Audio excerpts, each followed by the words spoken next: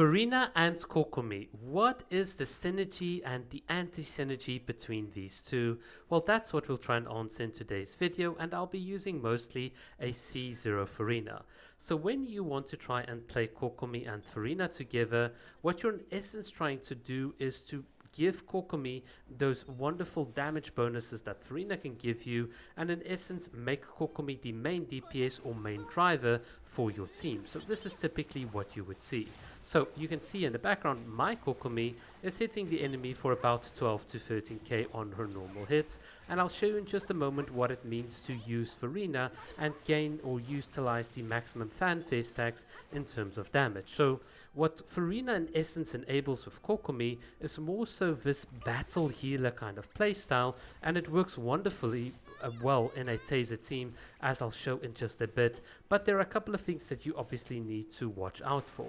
Now, the first thing that I want to mention is that whilst Furina gives you a damage bonus, this damage bonus might be a bit unintuitive if you don't really understand the math behind Genshin Impact. Now, without going into too many details, basically she gives you a damage bonus that adds on to your existing sources of damage bonuses. So typically what you'll see here is that despite the fact that Furina can potentially buff Kokomi by I think up to 70% more or less, we're not really doing that much more. So we've done from 12k hits to about 20k hits, and this is inclusive of the resistance shred that Nilo's providing with her C2.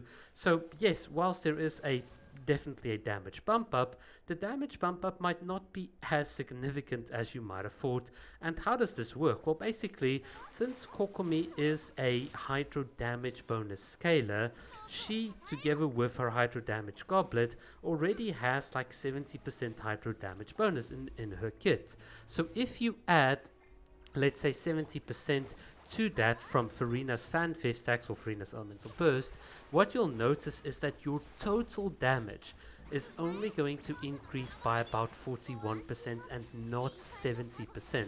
So the reason why this is so weird is because, well, basically these bonuses are additive, and when you work out the total damage in the Genshin Impact damage equation, you'll find that the marginal impact is going to be significantly less. In fact, there is a formula for this, as you can see on screen. I've covered this in a community post. So the TLDR is in terms of the damage numbers on the screen.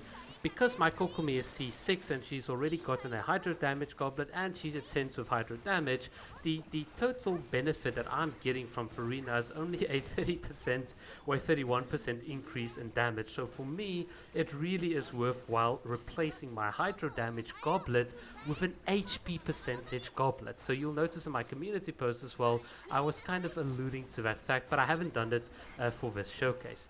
In any case, so that is the mechanics. Let's talk a bit about the team.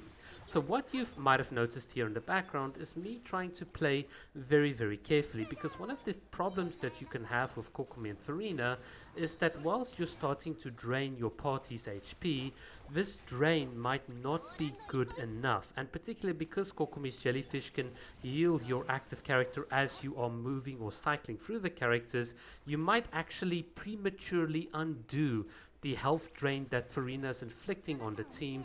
So when you then get into using Battle Healer Kokomi and healing up the team, you're generating less fanfare stacks than you might have expected. So this is a potential anti-synergy that you really need to watch out for. So Kokomi and Furina can work really well together, but the order in which you play is so important. So if you expect, for instance, like here, to lose a lot of health or to take a lot of damage with the enemies, it's perhaps a good thing to use the jellyfish more proactively so that you can take the damage from the enemies and then quickly work up your health, thereby maximizing the fanfare stack. So that would be a bit of a trick that I can give you, but in other situations it might even be better just to not even use the jellyfish whatsoever.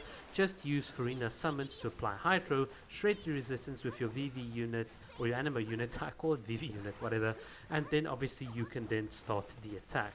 That would be my advice. Be very, very careful, because whilst it's amazing to use Kokomi with Furina to get those damage bonuses, playing incorrectly can lead to counterintuitive results, and it can also lead to some really awkward rotations where your Furina is just doing less than if you just had replaced her with something like a Xingshu.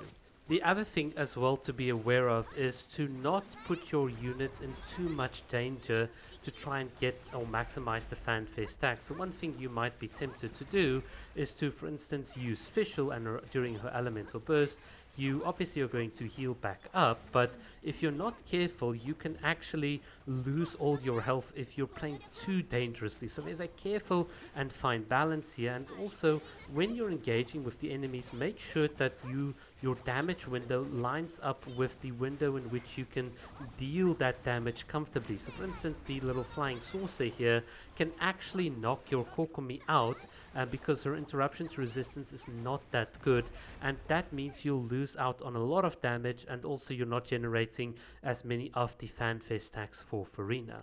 So these are just a couple of practical things that I've already noticed, and surely obviously with constellations and so on things get a lot easier because Furina already gives you like a base bump up, and if you get more and more constellations then obviously it is easier to maximize your fanfare stacks. But even at C2 you've got to be careful in terms of how you play and set up when you use Kokomi and Furina. You want that HP drain, but you don't want Kokomi's jellyfish to interrupt it too early. That's going to be the biggest principle that you need to understand. So just to summarize this video, be careful of how your damage sources line up because you might get less damage than you would have anticipated, and be careful in terms of how you actually rotate with Furina and Kokomi.